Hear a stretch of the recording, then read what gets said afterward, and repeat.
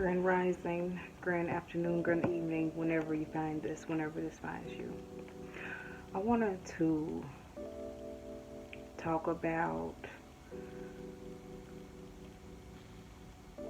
when you talk about your truth, when you share your truth with people, when you talk about the things that you have suffered, the things that you've gone through, your trials and tribulations, especially when you reveal things to like close family members and stuff like that that have happened to you, so on and so forth, like trauma, child molestation, especially if it's been performed or, an act from someone within the family. So, when I first came out about my child molestation, and although me growing up, I was a very quiet person. And a lot of things had happened to me sexually where I end up just suppressing, all of those things. I suppressed everything that happened. But when I came out eventually, as I started my healing journey, I had a conversation with my mother and expressing to her, whom touched me. And so,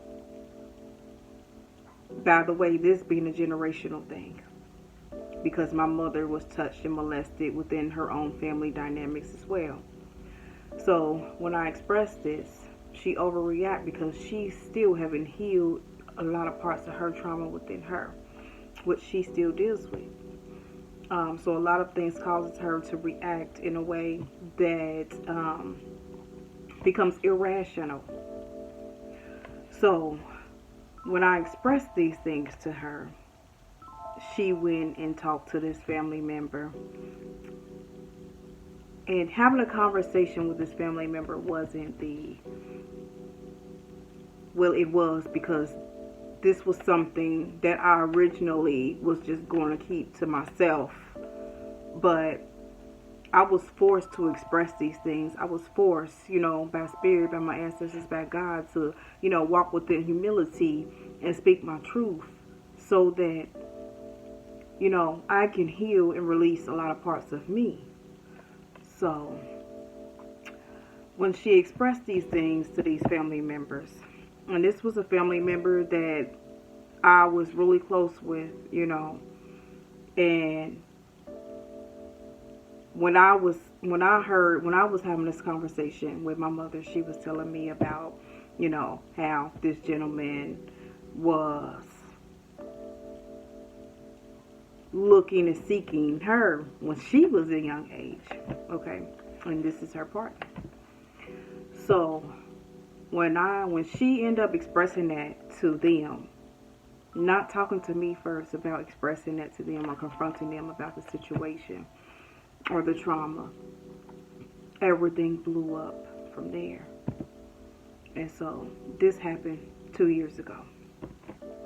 And so that family member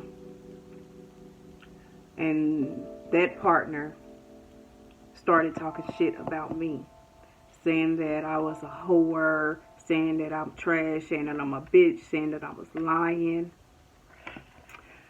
And the funny thing is, when you start to speak your truth,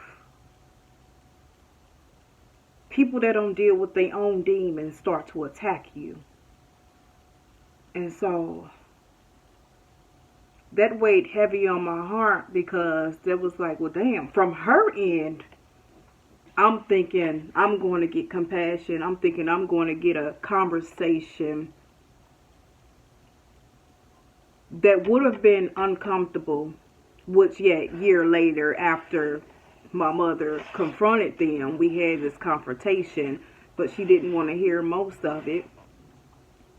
And the question that people ask all the time when people come out about their child molestation, they say, well, why didn't you talk about it then? Why are you just saying something now? When you're insecure, don't feel safe, haven't been nurtured, haven't been heard in your whole life, most of your life as an adolescent. And all you can do is suppress those because no one's hearing you anyway. No one's really listening to what it is that you have to say if you've never been heard anyway. So you suppress a lot of that trauma. You hold it close to your heart. You hold it close to your spirit and your soul when you move forward. But as you move forward, you suppress those things that taints you along the way. That taints you along the way and cause you to be in relationships, trauma bonding relationships, codependent relationships, toxic relationships, narcissistic partners, so on and so forth. Things that eventually tear your soul down before you can reach the higher self of you. So going back to the situation and me being called out my name, and now a lot of that family look at me strange. A lot of parts of that side of the family look at me strange, pretend that they have love for me, but I don't see it. I don't feel it. How can someone say they love you and you not feel it? If someone have love for you, you're supposed to feel it, or you're supposed to see it. I mean, and not saying that you gotta like everyone you love, but at least someone needs to feel that you love them. Just saying. So, for a lot of part of my life, I felt like not loved, not accepted. So I've always wore a mask within my life, from adolescent to, teenage to early adulthood. I wore a mask for a long time. And then I begun to pick up a people-pleasing spirit because I wanted to be accepted. I wanted to be loved. When you don't deal with the things and you sweep them under the rug, sooner or later you have to pull that rug up. And the shit is still there. The dirt is still there. The crumbs are still there. The dust is still there. It's still there until you deal with it. So I'm sharing this to say, don't wait too late to speak up. And then also understand that a lot of families that you are born into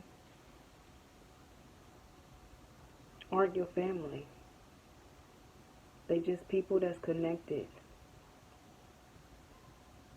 to the womb that was a portal for you to find your own kind, your own tribe, your own soul group. Your tribe becomes your family. People who understand you, people who accept you, people who have compassion for you, people who don't lie to you, and people who talk to you and don't talk at you. Those are your people. Those are your people. It's a long journey when you deal with trauma, whether it's physical, sexual, mental, verbal abuse.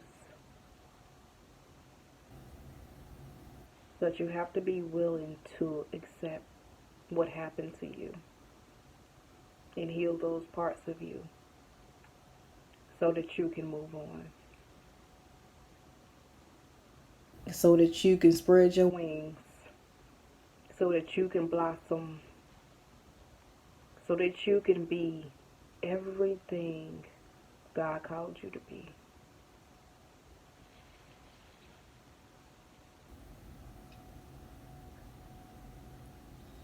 Because there's something great for you.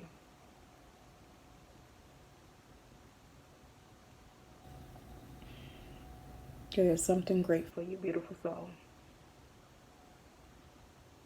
You just gotta believe that you are worthy of it, no matter the trauma,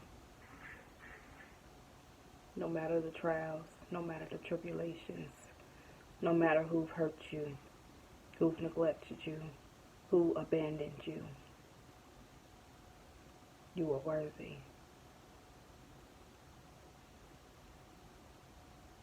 Love yourself first, more than anything. Speak to that inner child that was hurt. Trust me, she or he needs it.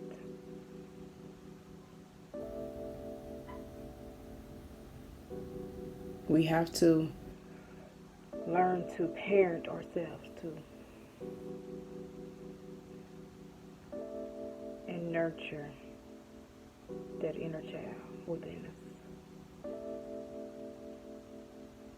so that we can set ourselves free from what kept us in bondage.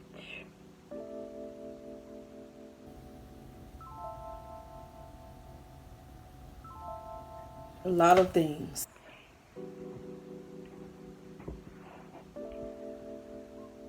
There's a lot of things that we have to free ourselves from. That we have to believe that we are worth it. So I share that to be vulnerable and to just put that out there for anyone who may be struggling with healing that part and that side of them. It's just time to release. And everyone heals on their own time. Healing is eternal. But we have to start somewhere. We have to start somewhere. So, I love you, beautiful souls. Peace, purpose, prosperity, love, evolution. Ashe.